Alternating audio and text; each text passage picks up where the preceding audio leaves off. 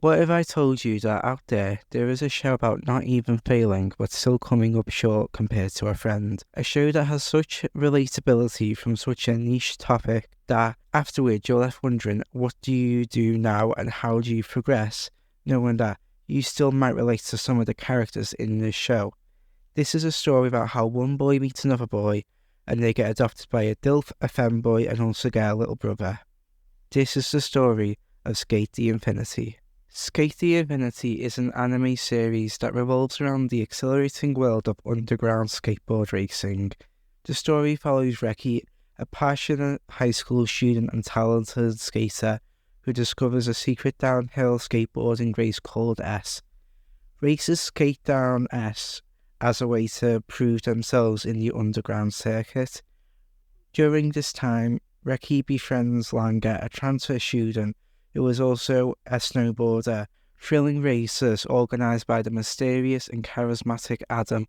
The duo faces challenges, forms bonds with other skaters, and competes to win S. The antagonist of the series is known as Adam, just Adam. Adam, in my opinion, is a very good villain. He is portrayed as like a full-on, sociopath with the bank account of an emperor, but he is inclusive.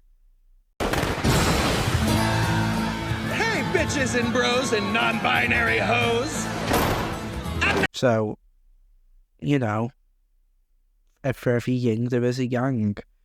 He adds a layer of intrigue to the total narrative of the story by showing off his mysterious and eccentric personality, as well as him somewhat being a skateboarding legend, as well as also being like the founder of S.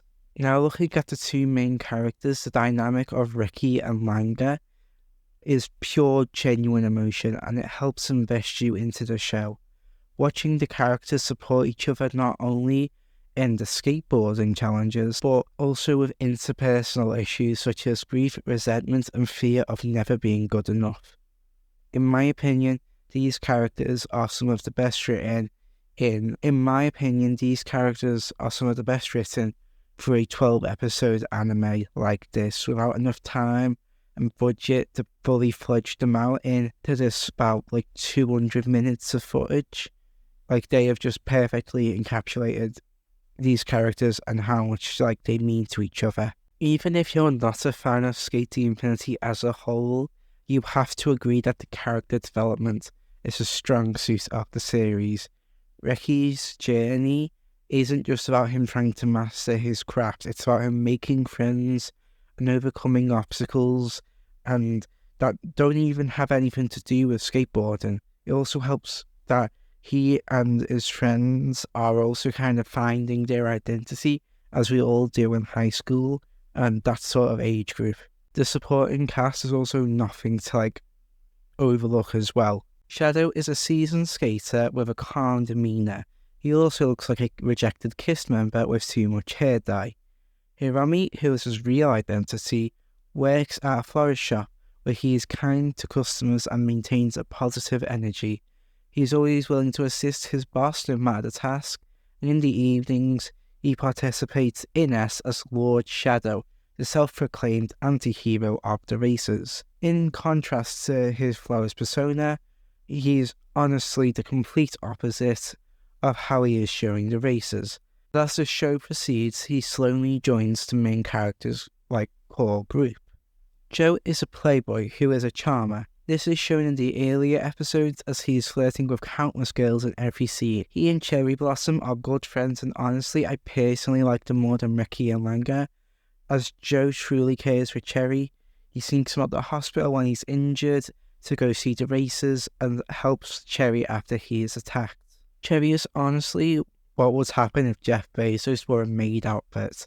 He is a successful AI calligrapher, whatever that is.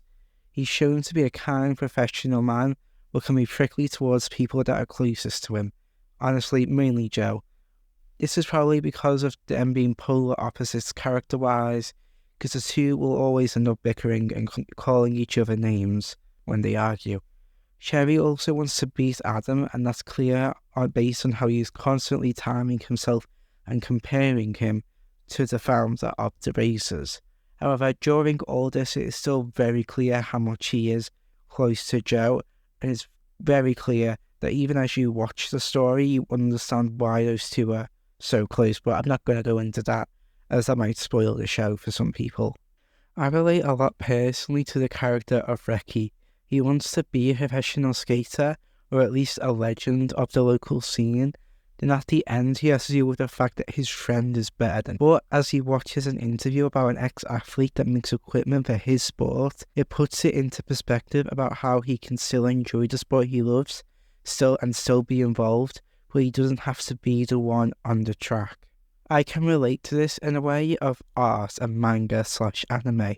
I've been a fan since I was 13, and when you can't draw good enough or tell a compelling story, there's really nowhere for you to go off it. So here I am making a channel talking about it instead, still having a foot in the door of it, but not necessarily being a creator of said media. I think everyone has that friend that is just slightly better at that one thing you enjoy, and that is hard to accept overall. However, I think SK8 the Infinity's overall point and view is that you can still be happy and you can still be enjoying a sport or enjoying an activity without being number one and focusing on that. Like if you both love F1, just because one of you is the driver and the other is a mechanic, both are vital pieces and both are still in the world of F1.